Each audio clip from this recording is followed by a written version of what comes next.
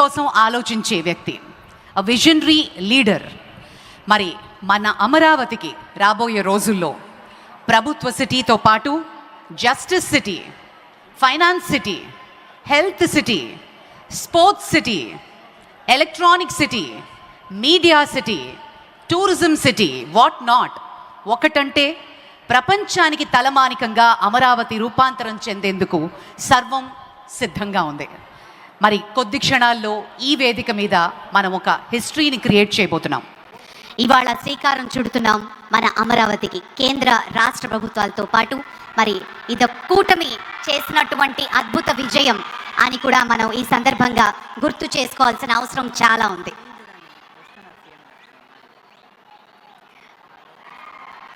గౌరవనీయులైన మంత్రివర్యులు శ్రీ నారా లోకేష్ గారు ఇప్పుడే విచ్చేశారు. వారిని సిబ్బంది రిసీవ్ చేసుకుని ప్రాంగణంలోకి తీసుకొస్తూ ఉన్న విజువల్స్ని మనం చూస్తున్నాము. అలాగే అమరావతి రాజధాని బయట పరిశ్రమలకు,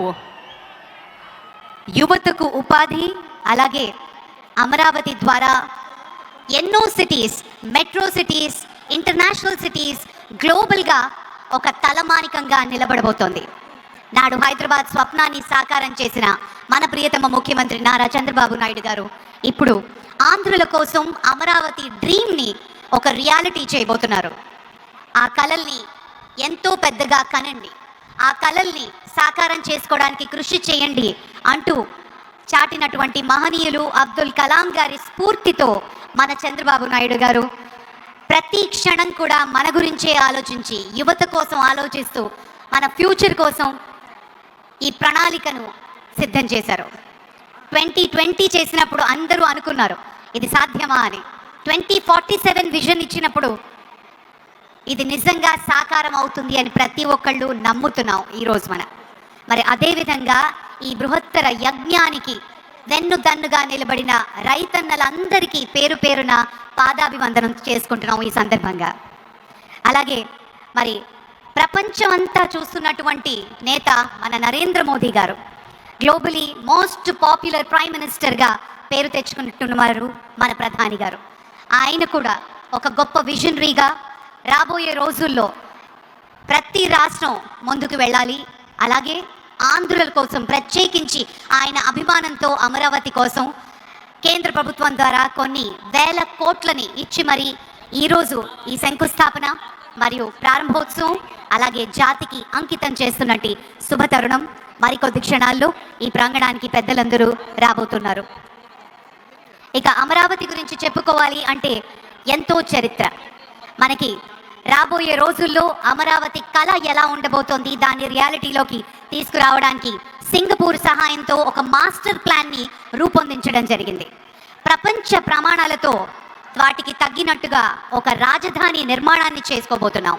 ప్రధానంగా 9 థీమ్ సిటీలు, knowledge city, justice city, finance, health, media సిటీలతో పాటు ఈజ్ ఆఫ్ లివింగ్ పద్ధతిలో అత్యవసర సేవల కోసం 5 నిమిషాల్లో మనకి ఎమర్జెన్సీ విధంగా హెల్త్ కేర్ అందేలాగా, పనివేళల మార్గాలు కూడా 15 నిమిషాల దూరంలో ఉండేలాగా, హరిత పార్కులు, అలాగే సౌరశక్తితో నడిచే నగరాన్ని మనం ఆవిష్కృతం చేసుకోబోతున్నాం.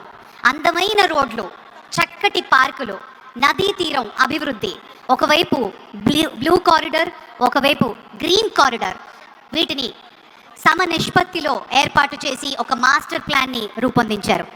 భూముల సమీకరణలో వినూత్నమైనటువంటి ప్రయోగాన్ని ఒక మోడల్ సిటీగా ప్రపంచమంతా మనల్ని చూసే విధంగా అమరావతిని ఆవిష్కృతం చేసుకోబోతున్నాం. చాలా చాలా ఆనందంగా ఉంది.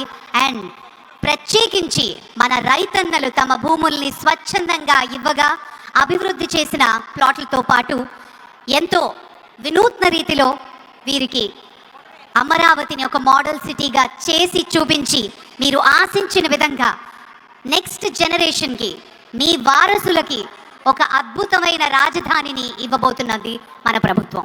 దానికి ఒక్కసారి మనమంతా మనస్ఫూర్తిగా అభినందనలతో పాటు మన ప్రధాని గారు వచ్చినప్పుడు మీకు ఇచ్చినటువంటి నేషనల్ ఫ్లాగ్స్ తోటి, వందే మాతర నినాదంతో ఆయనకి సాదరంగా స్వాగతం పలుకుదాం.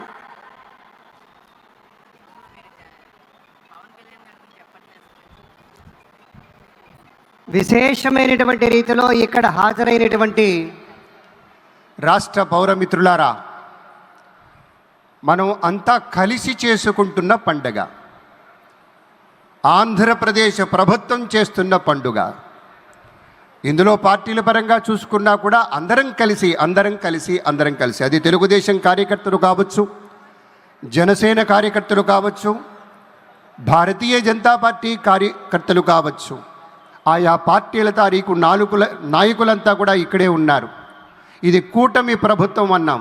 ఎందుకంటే ఒక చేతిలో ఎడమ చేయి గొప్పదా, కుడి చేయి గొప్పదా అని ఇట్లా పోటీలు పెట్టుకునేటువంటి తత్వం కాదు. మనం ఇద్దరము గొప్పే అంటూ చెయ్యి పట్టుకొని మన చంద్రబాబు గారు, మన పవన్ కళ్యాణ్ గారు విశేషమైనటువంటి రీతిలో మన రాష్ట్రానికి కావలసినటువంటి సమృద్ధి అయినటువంటి అభివృద్ధిని అంతా సాధించాలని పిడికిలి బిగించి ఒక్క మాట మీద ఒక్క ప్రత్యేకమైనటువంటి రీతిలో తరలి వెళ్తున్నారు. కాబట్టే కూటమి ప్రభుత్వం ఇన్ని విజయాలు సాధిస్తూ ఉంది.